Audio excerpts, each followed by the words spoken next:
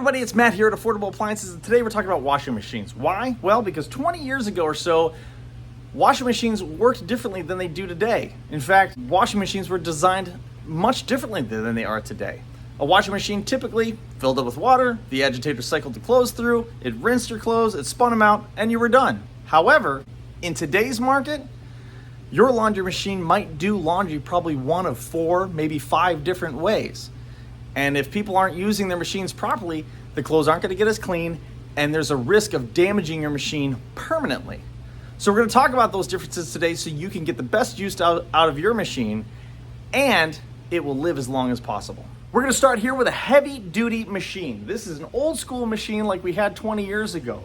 It's got your standard tub, it's got an agitator, it fills up with water, and it cycles the clothes through the agitator. There's no lock on this lid. There's no computers on this machine. It's a heavy-duty machine. It's got a big, strong motor and a big, strong transmission.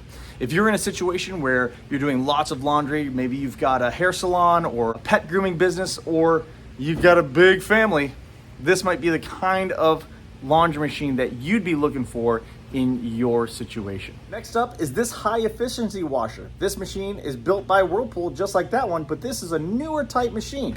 This machine has a nice, big, wide tub with no agitator.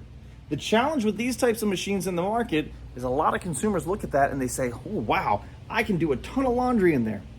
And you can do your standard load size in there. However, you don't want to fill up this entire tub because that wash plate is designed to do a lower level of clothing. So you only fill this tub up about 1/3 of the way. The wash plate, as opposed to the agitator, sloshes your clothes around in the detergent, so the clothes are almost cleaning each other, kind of like when you wash your hands or you wash your hair. So if you fill up this tub with a bunch of clothes, the top level is not going to get washed really well. It might not even get down to the bottom. They might not even get wet. So make sure if you have a wash plate in your washing machine that you're only filling the washing machine with garments about 30% of the way. This here would be your standard modern entry-level machine. It is a high-efficiency machine. The lid does lock on you, which is standard on modern machines now. If you notice, this tub is very similar to the heavy-duty machine, and the agitator is very similar to the heavy-duty machine. This machine is designed differently than the old-school machines, although it looks the same when you open it up. This type of machine, and really most machines, you don't want to overfill it. A modern machine does have plastic gears as opposed to the machines from yesteryear. It does have a smaller motor. So packing a machine like this with tons of clothing is not going to do your laundry any benefits, and it's certainly going to wreak havoc on the machine in the long run. Smaller loads always are better. You might be interested in a front load machine like this. They typically have a lot of options on them, and they get your clothes nice and dry when they rinse them out.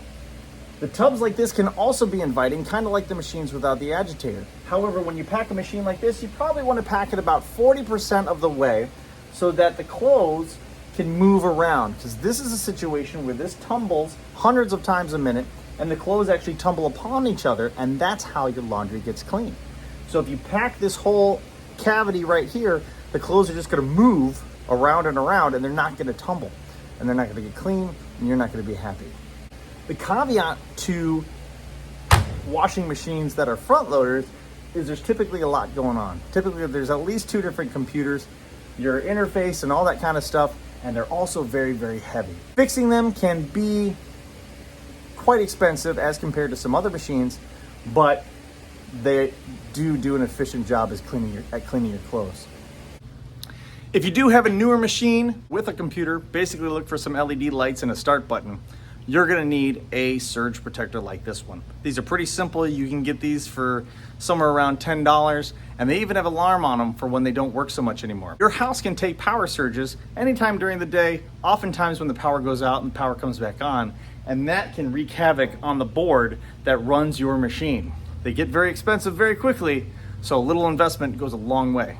Why are we talking about washing machines? It's important to know how your machine does laundry, or when you come to Affordable Appliances, we'll be happy to teach you how that machine does laundry so that you can get the best clean for your clothes and you can increase the longevity or maintain the longevity of the machine that you are purchasing. so that at your house you can use your machine to the best of its abilities without overworking the machine. And your clothes will be cleaner, you will be happier, and the day is going to be better. At Affordable Appliances, we'll be here when you need us.